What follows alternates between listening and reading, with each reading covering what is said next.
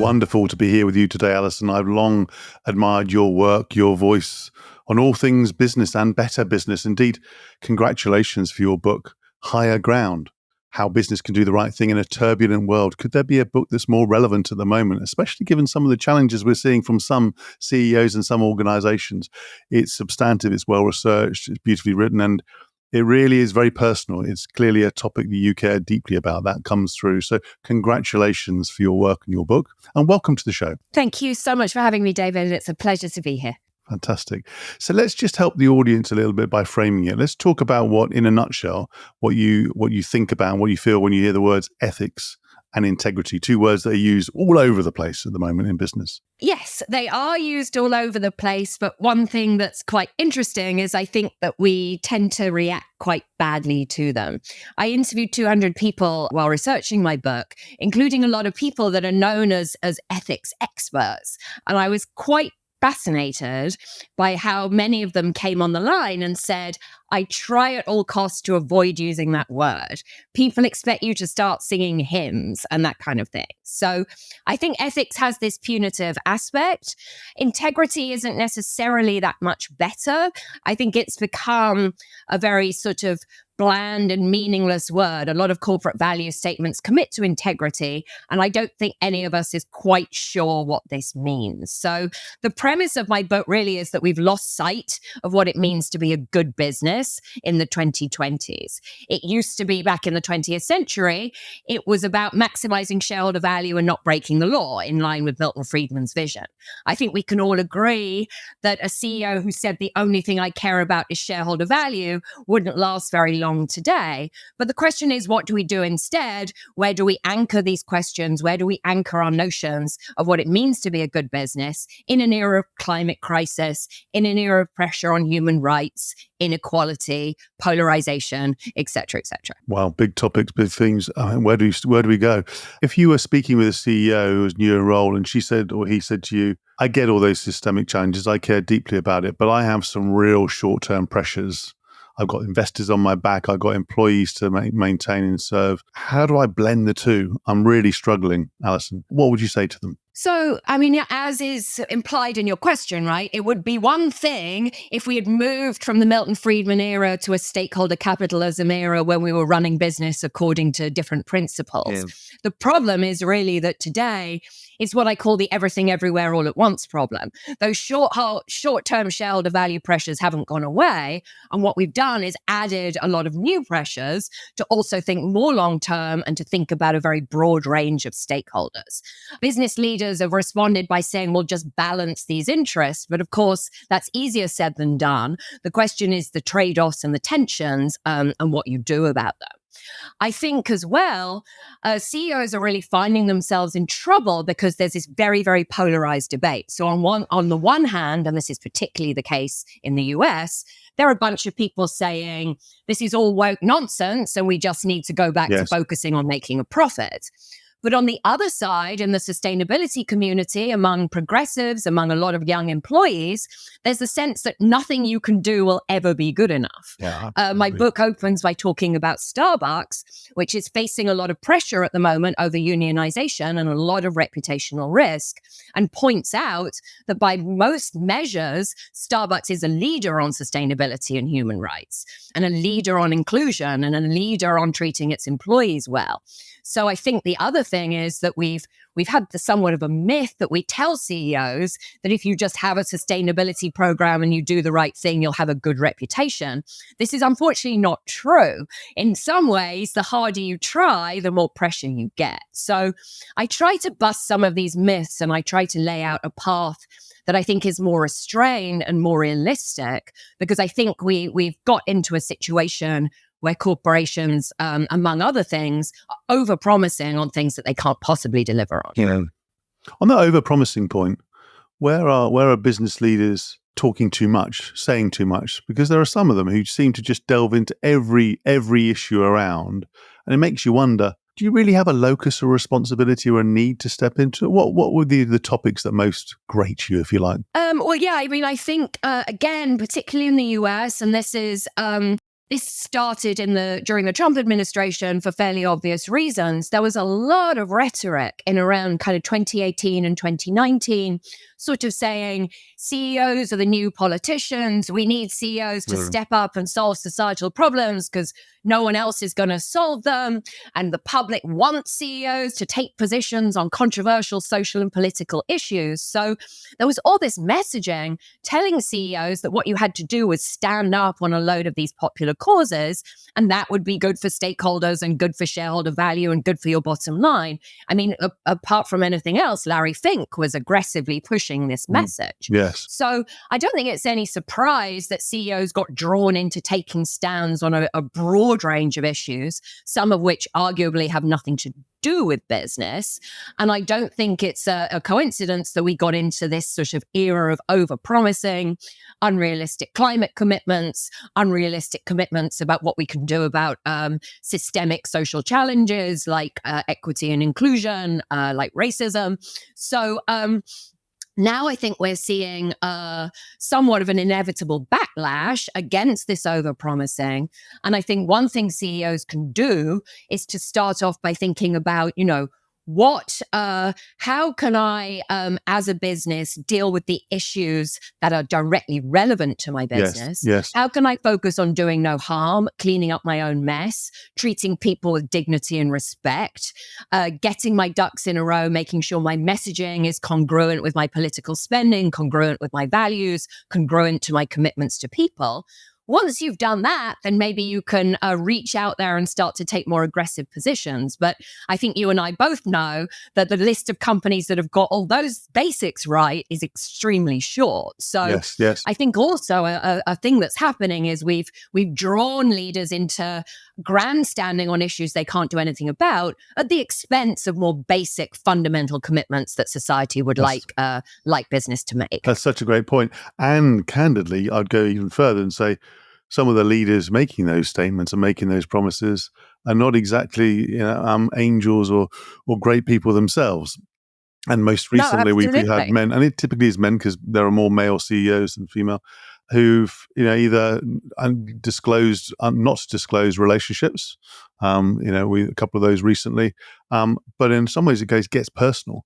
So something about looking at your organization, but also your own personal behaviors and ethics in terms of how you show up, right? That's another very interesting trend, I think, in business that we have started to say that our personal and professional lives should blend. This is the origin of the idea of bringing your whole self to work, for example. Yes. This comes from a very, very positive place. But in the classroom, I also see this idea, I want to work somewhere aligned with my values. I want to have impact every day. I want to have meaning and purpose at work. So I think we have blended the personal and professional. We have started to act as if our jobs can be a vehicle for a lot of other ambitions that we might have.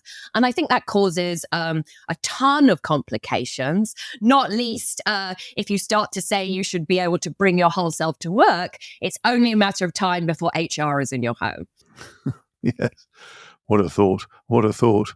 I guess that all links to, a link topic around transparency. And you talk about good transparency. And I don't just mean personal disclosure. A lot of organizations say, hey, we need to be a lot more transparent. People need to see who we are, what we do, and also internally more transparent to make sure that people can, if you like, craft their own jobs, be more of an owner of the organization.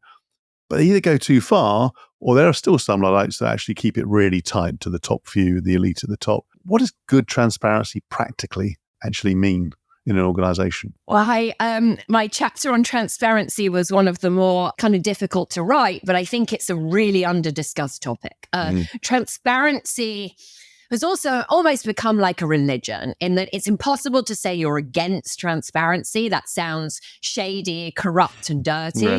We also act as if more transparency is the solution to practically every problem we face. So climate being a very obvious example, but we sort of say, if we just can get companies to report on a broader range of ESG metrics, if we can just get companies to tell us what they're doing, if we can just get companies to be more transparent, then in some way that is never really fully spelled out, we will end up with a better business, a better business situation. The problem is we've been arguing about transparency and disclosure for a good 25 years now. We're still arguing about what companies should and shouldn't disclose. We have yet to move on to what they should actually do about some of these problems. So I think we treat transparency as a panacea and a solution that it is not really. And we do not fully acknowledge that transparency is threatening for corporations. It's threatening both from an internal cultural perspective. It's also threatening in terms of, we do not incentivize businesses to put out an honest view of their challenges and what they are and aren't getting right or wrong. We say, if you are more transparent, you'll have a better reputation and better trust. And then we're surprised that what we get is a very curated, somewhat unrealistic view of what the company is actually doing. Business disclosures are very, very complex, even when a company isn't deliberately obfuscating. And where we've ended up with all this is, of course, a lot of noise now about greenwashing, a lot of litigation about greenwashing. We'll have another decade where a lot of lawyers get rich pursuing these cases. And we're still not getting to the point, which is, what do we think the role of business should be in society? And what are we expecting business to do about all these intractable problems that we face? So I'm not against transparency. I wouldn't want it to be framed that way. But I think we need to acknowledge that transparency is more difficult and fraught for business than we like to acknowledge, and that transparency is not a substitute for action. Absolutely, absolutely. Regulators. There's a word that either inspires lots of emotions from people. We know we don't want them to be doing tick box exercises, and I spent 25 years working in front of with regulators. But you want them to encourage the right incentives. You talked about that, reputation incentives is one. How can they play a more prominent role in creating a better business environment, but a more strategic role for regulators? What could that look like in the world you're trying to curate and describe in your book and your work? So, there's been a huge rise in business regulation. There's been a huge rise in action against white-collar crime. All of this is the origins of the compliance industry, right? So now we have a compliance officer sitting in the building who is literally, in some way, the voice of the regulator inside the corporation, trying to get us, to get corporations to meet these rules. I think there are two problems. One is that we have somewhat encouraged companies to game this system. So, now there is a whole narrative. If you have certain policies and procedures and oversight and a whistleblowing line in place, if there's a problem, you can blame that problem on a bad apple.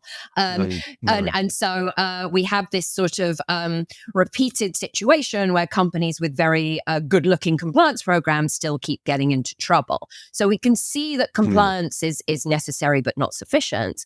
I think the other conversation to be had about regulators is a lot of the settlements are really not doing these companies any financial damage. We can think about the most recent settlement between McKinsey and the FDA. So companies pay a lot of fines. They don't admit liability. Everyone has a settlement. The senior executives don't get into any trouble, and we all move on. And I think it frustrates and disgusts the public, quite frankly. So I would like to see more rigorous and active regulation about businesses that are really run in a toxic, predatory way.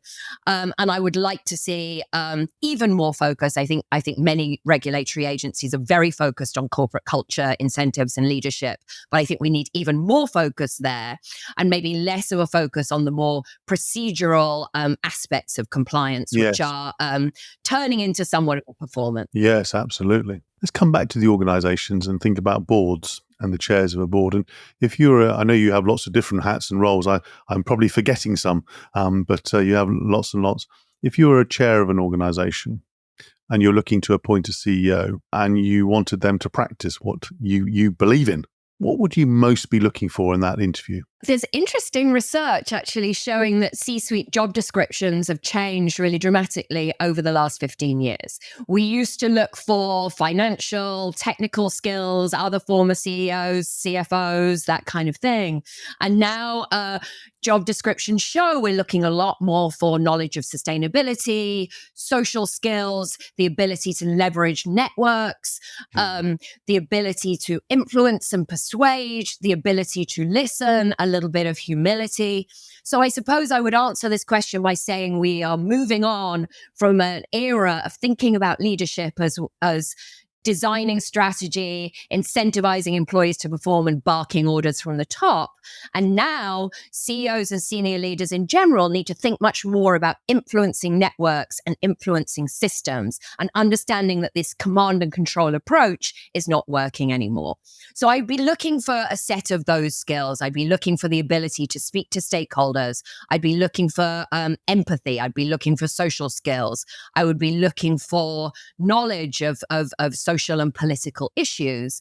And I'd be looking for the ability to build consensus and to really drive meaningful diversity. And the importance of diversity is to have a better debate and a better conversation. It's not ticking the box about certain social identities and who's sitting where. And linked to that, the boards obviously set the tone, make important decisions, intervene, have to respond to crises as they emerge. What one aspect of board behaviour would you want to change if you take a typical organisation? I mean, boards obviously vary, and it's hard to overgeneralize. Some boards are very combative, and some boards certainly do challenge the C-suite. But in general, despite all the moves we've making to make boards more independent and objective, I think there's still a very, very cozy relationship with the CEO.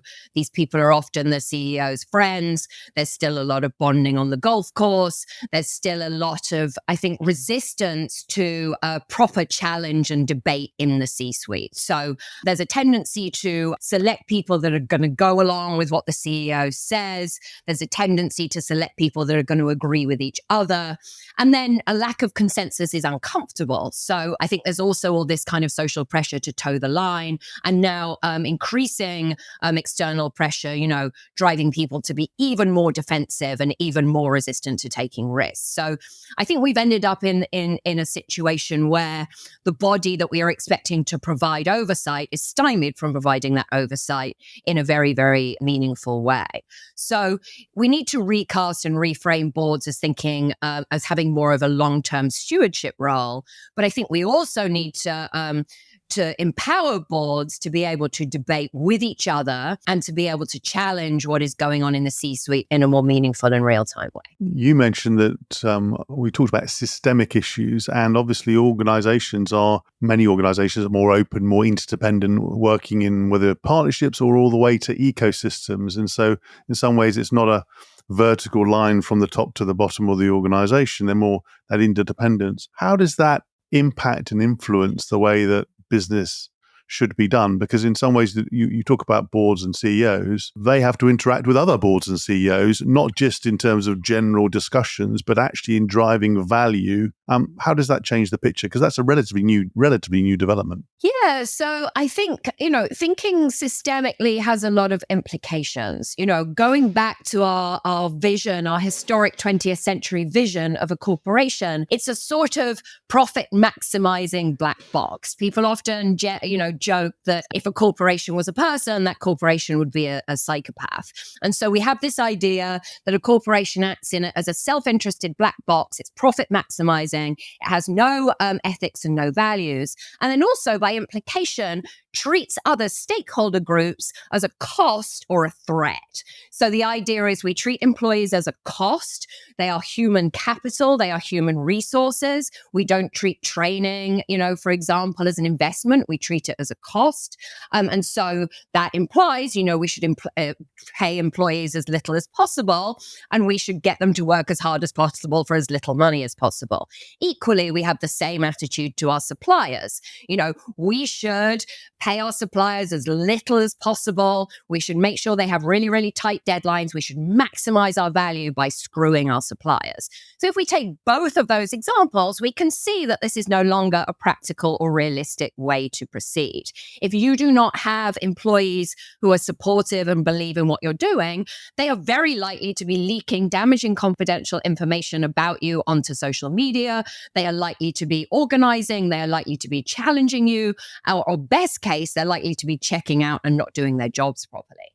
Supply chain is maybe even more interesting. We've developed the idea through Scope 3 emissions and certainly a lot of regulations coming out of the EU that a company is now responsible for what goes on in its supply chain and not just its corporation.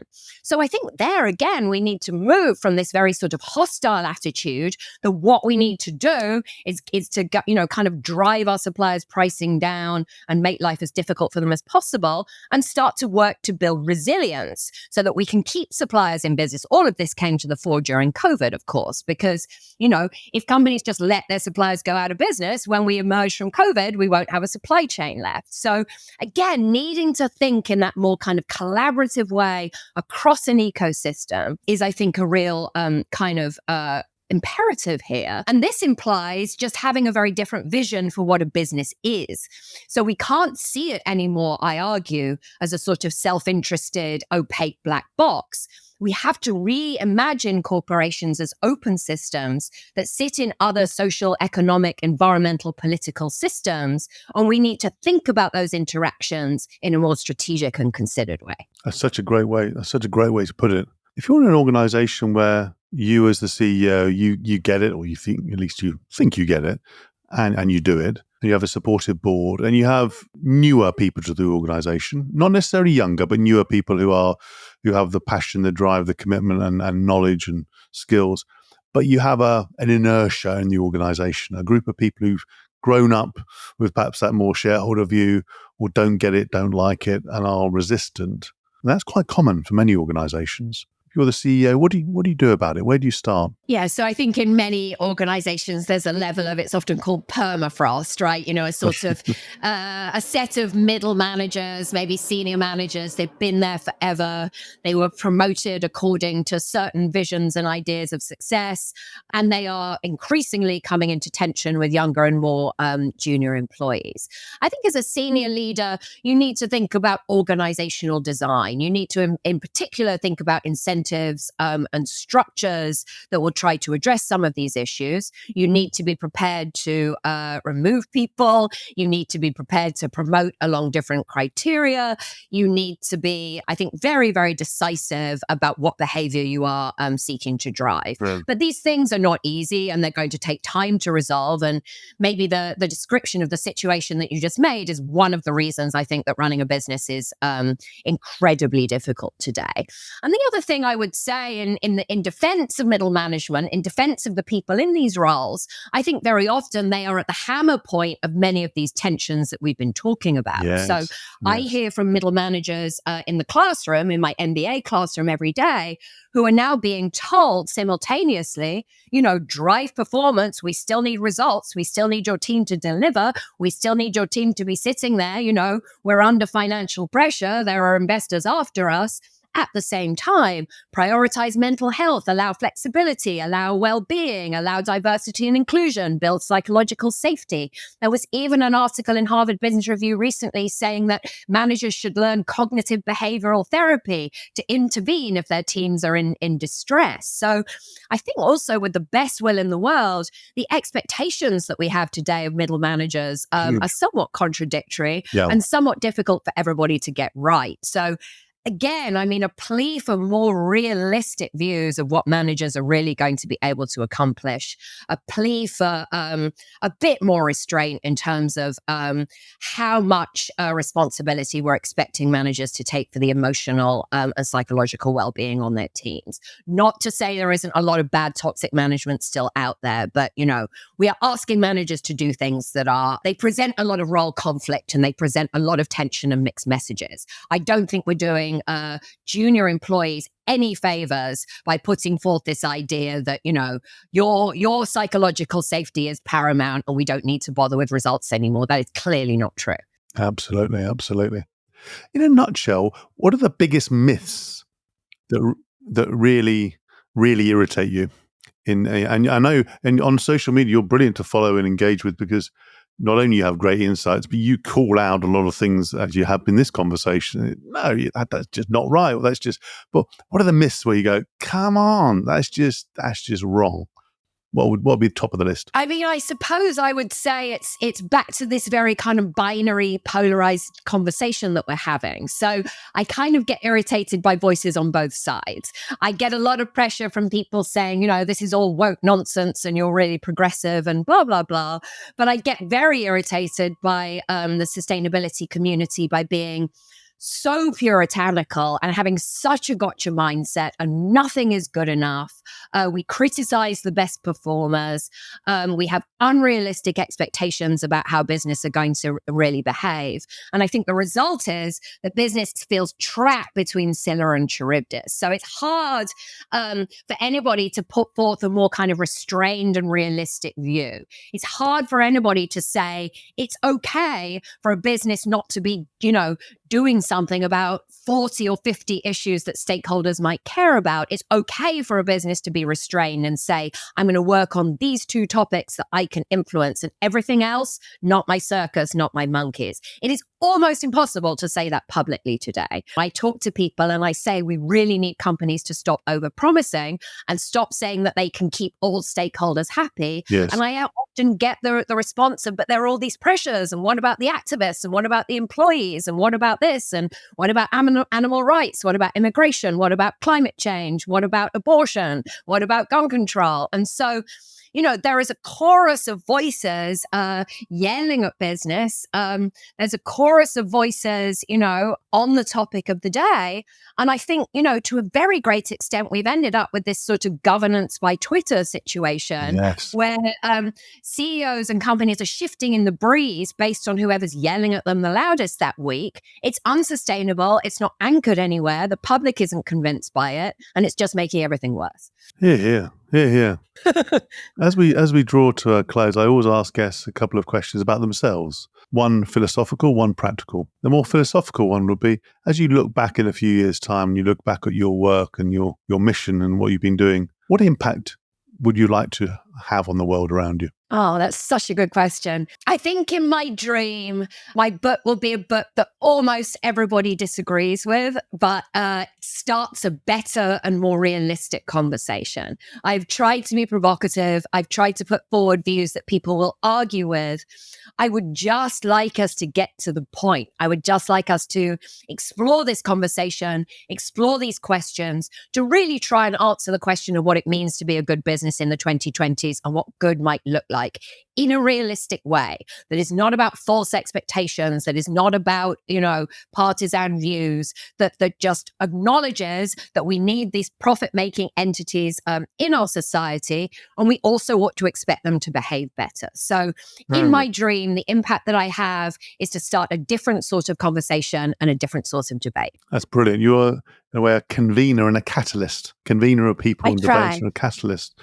And when you're having your absolutely best day, hopefully today, your best day where you're smashing it out of the park, you're on great form, what or whom helps you the most?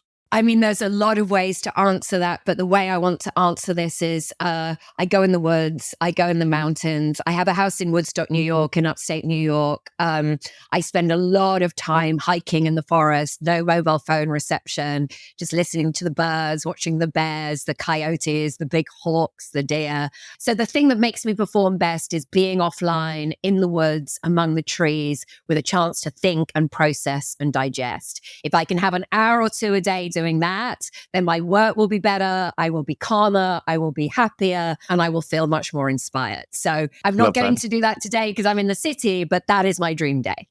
Wonderful. What a great way to finish. Gosh, we covered a lot of ground at some pace, and you have a high quality of word, and you clearly care about the topic, and you care about people debating and thinking more and having more realistic expectations about what's possible. Alison, fantastic. Thank you ever so much for coming on Lancefield on the Line. Thank you so much for having me. An absolute pleasure to chat with you today. Fantastic. That was another edition of Lancefield on the Line. I do hope you enjoyed this episode as much as I did. Do check out the other episodes in the series. If you're feeling generous, give the podcast a great rating and do subscribe to us. And thank you again, Alison. Thank you very much. Thank you.